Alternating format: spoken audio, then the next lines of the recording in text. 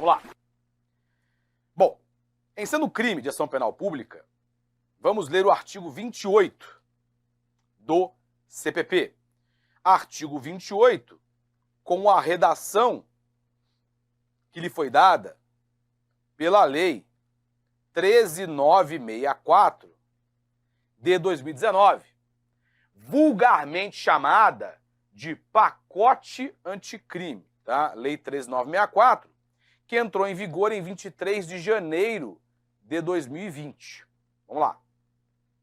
Ordenado o arquivamento do inquérito policial ou de quaisquer elementos informativos da mesma natureza, o órgão do Ministério Público comunicará à vítima, ao investigado e à autoridade policial e encaminhará os autos para a instância de revisão ministerial para fins de homologação na forma da lei.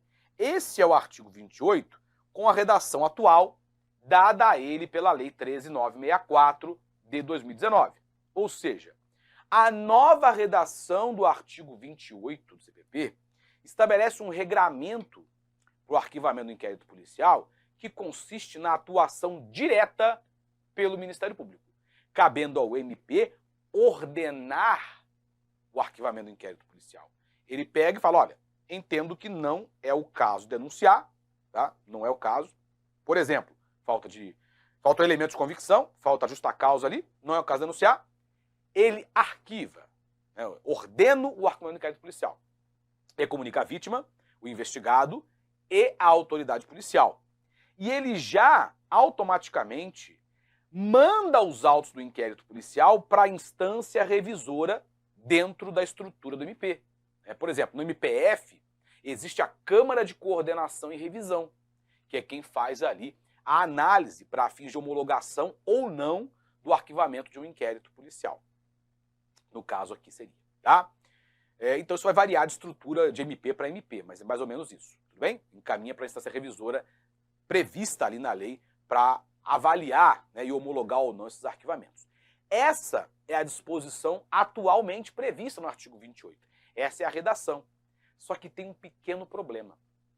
Essa nova redação, ela modificou sensivelmente a forma de arquivamento do inquérito policial em se tratando de crime de ação penal pública. E ela acabou sendo alvo de ações diretas de inconstitucionalidade, não pela sua inconstitucionalidade. Olha que curioso. Ela foi alvo de ADIs porque os MPs não estavam preparados para receber o aumento de trabalho que esta nova redação geraria. Como assim, professor? Veja bem, eu vou explicar por que disso daí, tá? Mas antes quero falar da suspensão. O STF, então, em decisão liminar, proferida pelo ministro Luiz Fux, um dia antes de entrar em vigor o pacote anticrime, dia 22 de janeiro de 2020, o ministro Fux proferiu uma decisão liminar suspendendo a eficácia deste artigo 28 aqui, da nova redação do artigo 28. Então, a nova redação, ela foi suspensa pelo STF por força de decisão liminar proferida em ação direta de inconstitucionalidade. Tudo bem? Maravilha, né? Professor, até agora não explicou. Mas por que entraram com uma ADI contra isso aqui? Falou de esses trabalhos, não entendi. Você vai entender. Como é que funcionava na redação antiga do artigo 28? Redação antiga, mas que na prática ainda é aplicável. Porque a nova redação, eu disse, está suspensa pelo STF. Né? Como é que funciona com base na redação antiga? O MP, ele não arquiva diretamente, né? Com base na redação antiga do artigo 28, o MP, ele promove pelo arquivamento. Digamos, ele requer, tá, mais ou menos, o arquivamento do inquérito policial ao juiz competente, que é o juiz que acompanha a investigação. Ele promove pelo arquivamento, faz uma promoção de arquivamento. E cabe ao juiz que acompanha a investigação homologar ou não essa promoção de arquivamento. Se esse juiz ele concorda com a promoção de arquivamento, de fato, entendo que não é caso de ajuizar a denúncia. O promotor está certo. Ele vai lá e homologa. Né? Homologa o arquivamento, está arquivado. É, portanto, com base na redação antiga, um ato complexo que envolve o MP e envolve o judiciário. Se por acaso o juiz não concorda, eu não concordo, esse promotor tá mamado, esse promotor tá fumado, é caso sim de ajuizar a denúncia. Se ele discorda, ele remete o caso para revisão por parte do chefe do Ministério Público, né? Na estrutura do MP estadual é o PGJ, né? E aí caberá ao chefe do Ministério Público dar a última palavra. O chefe do MP, ele pode falar o seguinte, olha, eu entendo que o juiz está certo. O promotor, brincadeira, né? Não é caso de arquivar, é caso de denunciar. Então ele próprio, o chefe do MP, denuncia ou indica outro membro do MP para fazer isso. Mas pode acontecer de o chefe do MP ele entender que o juiz está errado, que é caso mesmo de arquivamento. E aí ele insiste no arquivamento. Se por acaso o chefe do MP insiste que é caso de arquivamento, não há o que o juiz fazer, porque o chefe máximo do MP falou que é caso de arquivamento, então só cabe ao magistrado homologar o arquivamento mesmo. Não tem jeito, tá? Vejam. Professor, você pergunta, né? O que eu faço na minha prova, professor? O que eu faço na minha prova? Eu não sei o que fazer. Eu sigo a redação do artigo 28, a nova, ou eu levo em consideração o fato de que está suspenso. Meus caros alunos, deixa eu dizer uma coisa, tá? Não existe na lei nada que diga o seguinte, artigo X da lei Y, bancas de concurso não podem cobrar artigos de lei que estejam suspensos pelo STF. Não existe isso. Lamento dizer, não existe isso. Não há, tá? Então, o que eu vou falar agora é o que eu penso, o que eu faria na minha prova. Aí você segue na sua prova se você quiser, tá? Ok? Vamos lá. Se for uma questão literal, tá? Literal, dizendo exatamente o que está no artigo 28 aqui, ou que você percebe que a questão, ela não quer nada profundo, pelo conjunto da prova você vê que é uma cobrança mais literal ali, você usa a nova redação. Você percebe que a banca, ela quer ali o raso, né? O que está na lei mesmo, quer saber se está suspenso ou não. Agora, se for uma prova, pelo conjunto da prova você percebe isso, que a banca quer algo mais profundo, a questão quer de você algo mais aprofundado, você percebe que ela quer de você uma resposta que não está baseada só na literalidade, aí você vai responder, obviamente, levando em consideração a suspensão da nova redação do artigo 28. É fácil na hora da prova? Não é. O que eu posso fazer? Nada. Nada, não posso fazer nada. Eu não posso dizer, faça isso ou faça aquilo. Eu não posso. Porque eu não sou capaz de ser vidente e de identificar o que a banca vai fazer na hora da prova. Não tem como saber. Não tem como saber, tá? Teve uma prova, inclusive, isso foi do TJ Mato Grosso do Sul, em que a FGV, salvo engano, usou, por exemplo, o raciocínio de que o querido candidato, resposta com base na redação antiga do artigo 28, você levando em consideração o fato de que houve a suspensão da nova redação pelo STF. Mas a questão nem dava tanto a entender isso, é difícil muitas vezes, né? Então é muito complicado. Eu particularmente acho que banca nenhuma deveria cobrar artigo que está suspenso pelo STF, tá? Para evitar esse tipo de insegurança para o candidato. Ou então, deveria cobrar expressamente, conforme o que se encontra expressamente previsto no CPP. Aí você já sabe que ela quer literalidade, né? Às vezes não é tão fácil. E eu, infelizmente, não posso fazer muita coisa. Eu só posso dar para você um norte do que eu faria na minha prova se eu fosse candidato. Tudo bem?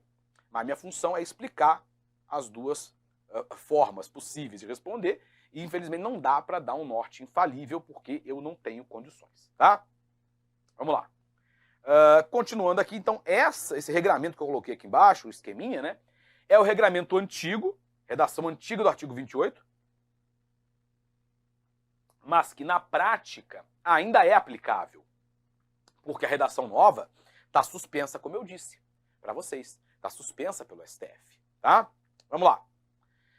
O procedimento atual, portanto, atual que eu digo, nova redação. Lembrando que a nova redação está suspensa pelo STF, mas eu tenho que explicar, tá? Então vamos lá, só explicando aqui.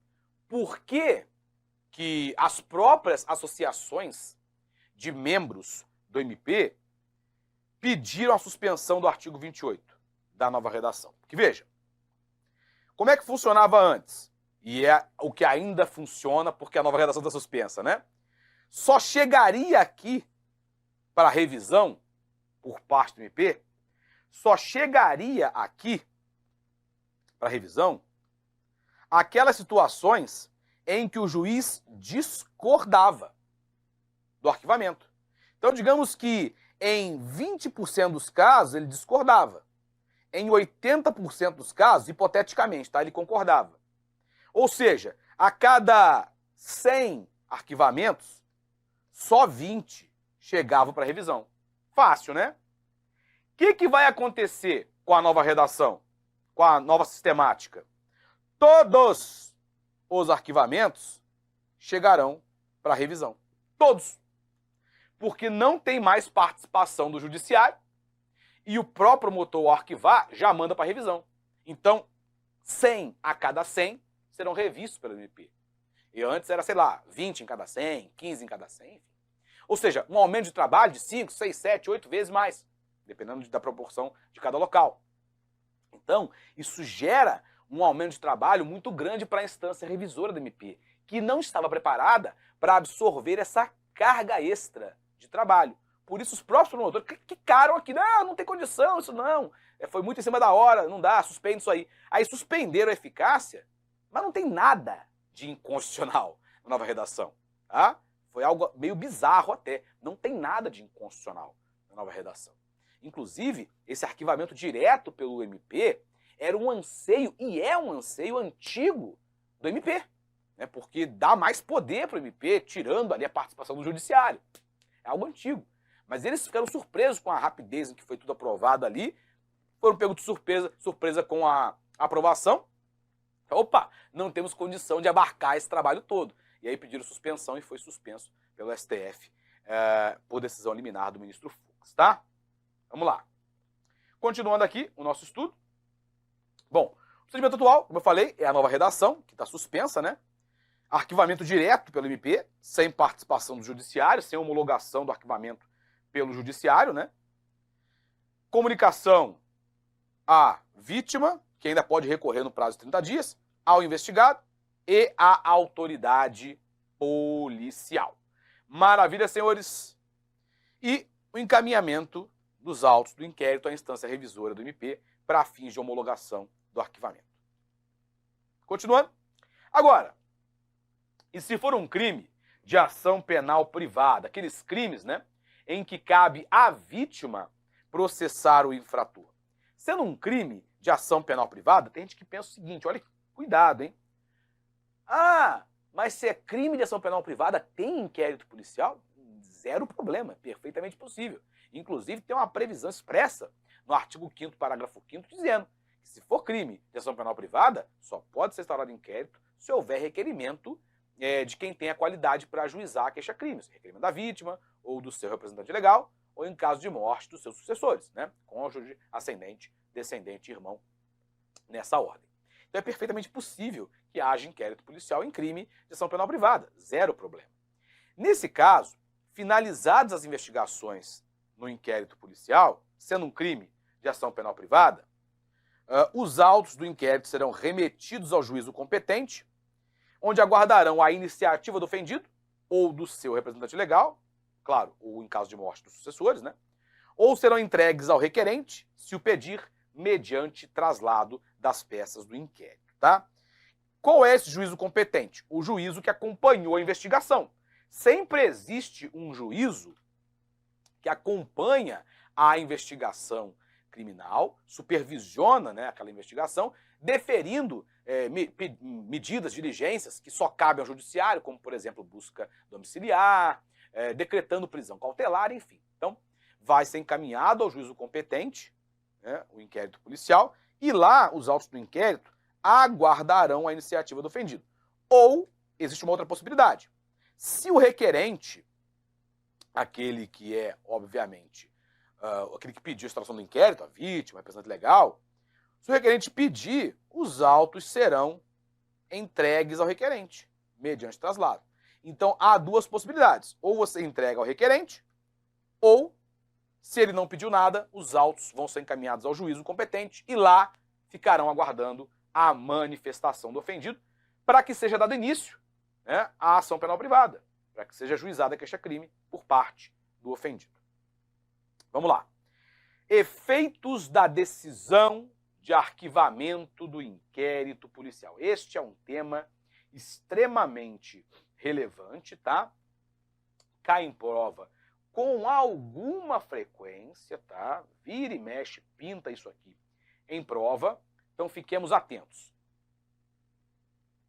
Bom, como regra, o arquivamento do inquérito policial, ele não faz coisa julgada material. O que significa isso? Significa o seguinte: uma vez arquivados os autos do inquérito policial, vai ser possível a retomada futura das investigações. O artigo 18 do CPP diz o seguinte: arquivado o inquérito por falta de base para a denúncia, é possível a retomada futura das investigações. O delegado poderá proceder a novas pesquisas, é o que diz lá, se de outras provas tiver notícia. Então, arquivado o inquérito policial por falta de justa causa, né, faltavam elementos para ajuizar lá a denúncia, é possível a retomada futura das investigações, desde que com base na existência de notícia de prova nova. Então, é possível a retomada das investigações, não faz coisa julgada material, é possível retomar a investigação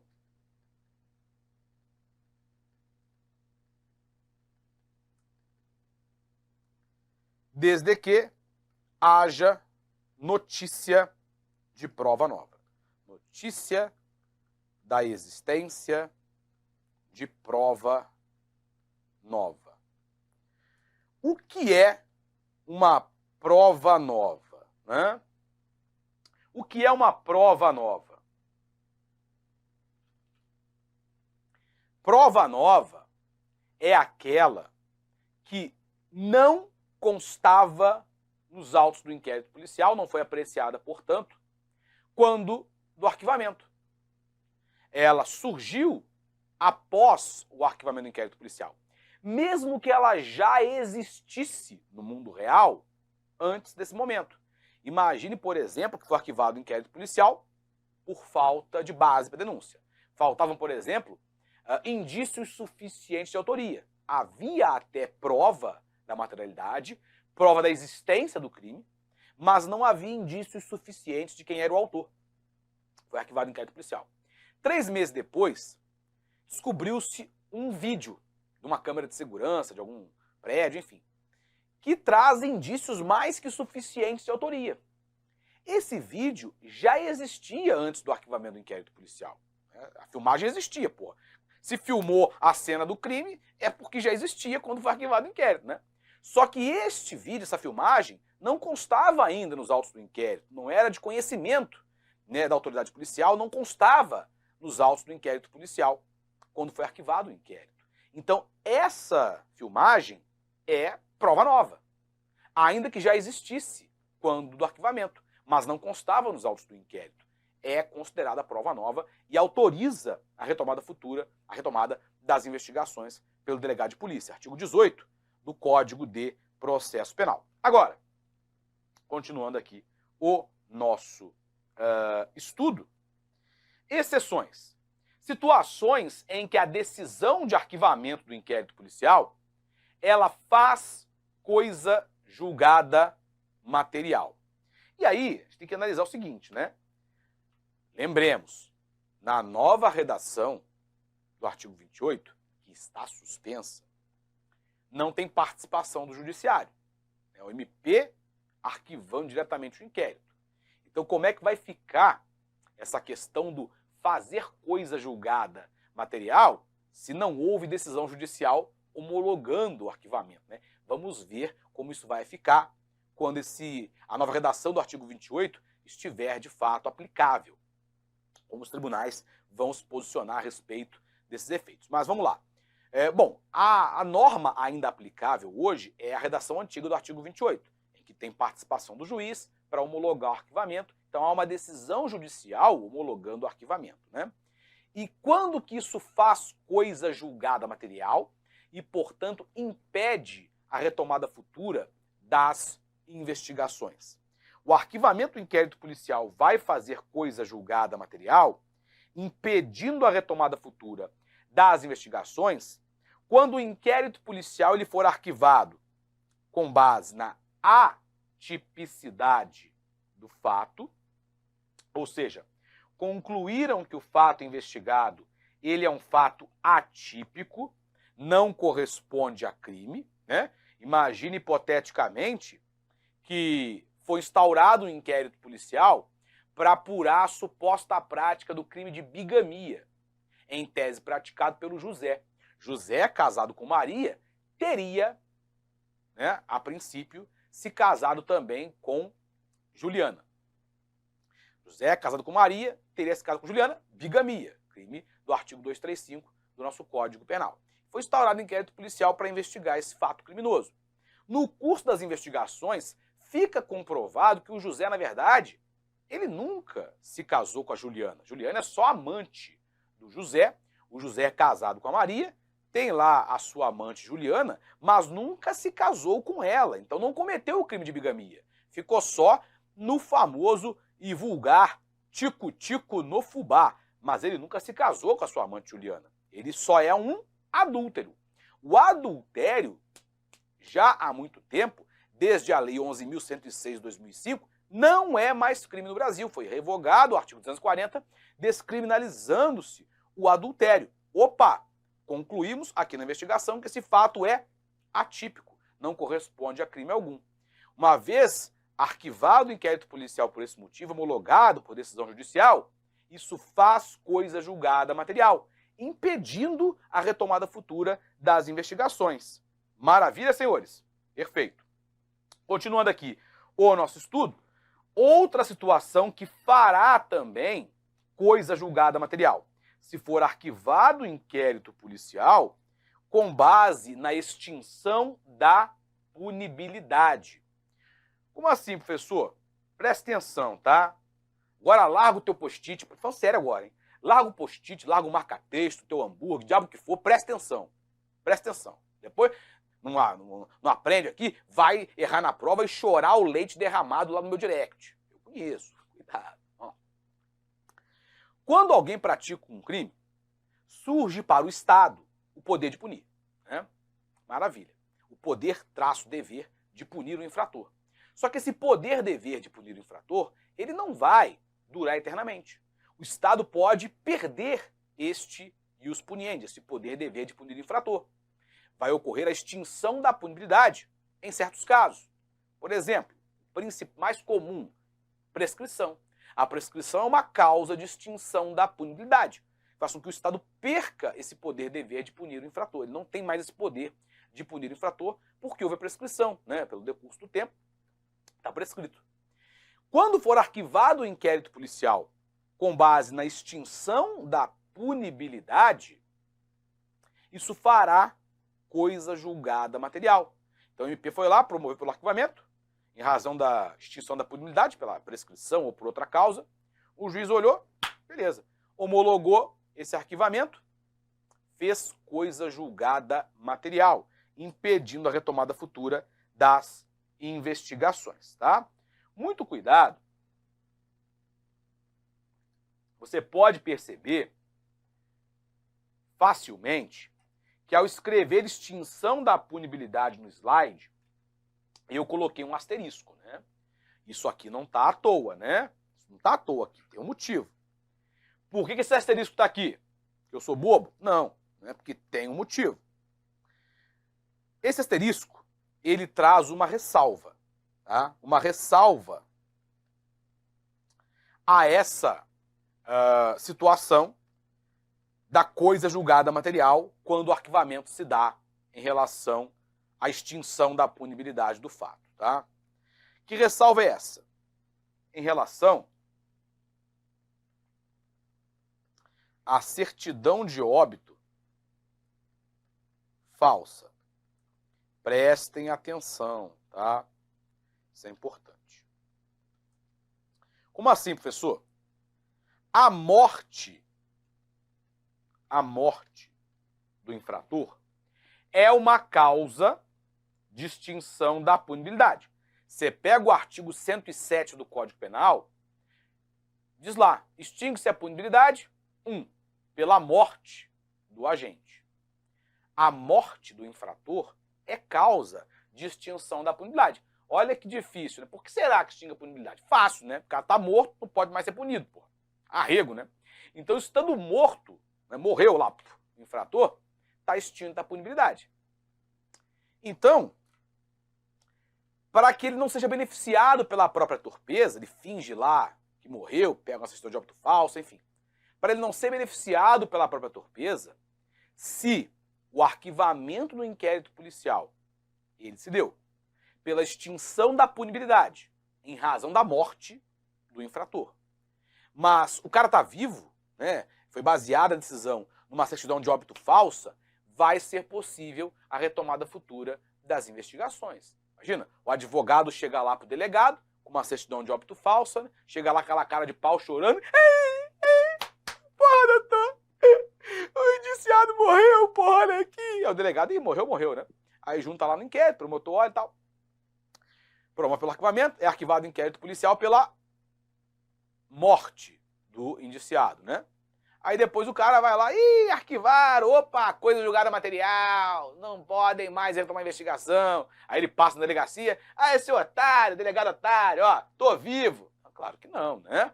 Nesse caso, vai ser possível a retomada futura das investigações para não beneficiar esse indiciado pela sua própria conduta torpe, pela sua própria conduta abjeta. Portanto, vai ser possível sim a retomada futura das investigações. Continuando aqui, vamos lá. Bom, existem outros casos, né, em que vai haver a extinção, vai haver coisa julgada material na decisão de arquivamento do inquérito. Temos que ter muita cautela, tá? Temos que ter muita cautela aqui, tá? Palma a palma não priemos cânico, como diria o meu querido e saudoso Chapolin Colorado, né? Veja, você vai encontrar algumas decisões no STJ sustentando que o arquivamento do inquérito policial, quando baseado no mérito, digamos assim, ou seja, uma excludente de culpabilidade, uma excludente de ilicitude, arquivaram o inquérito policial porque concluíram que o fato foi praticado em legítima defesa, por exemplo, né? Isso também faria coisa julgada material, impedindo a retomada futura das investigações. Vai encontrar decisão de 2018 nesse sentido, tem algumas decisões de 2015 também, enfim, vai encontrar algumas decisões. Mas cuidado, tá?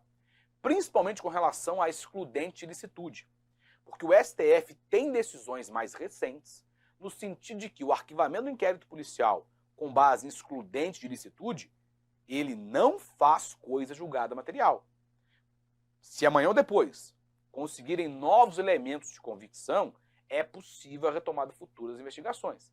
Então, assim, não é um ponto pacífico em relação a outros casos, tá? Tem decisão para os dois lados, não é pacífico. O que é pacífico, não tem discussão, é arquivamento com base na atipicidade do fato ou na extinção da punibilidade, nesses dois casos, vai fazer coisa julgada material, tá bom? Vamos adiante com o nosso estudo. Vamos lá. Trancamento do inquérito policial.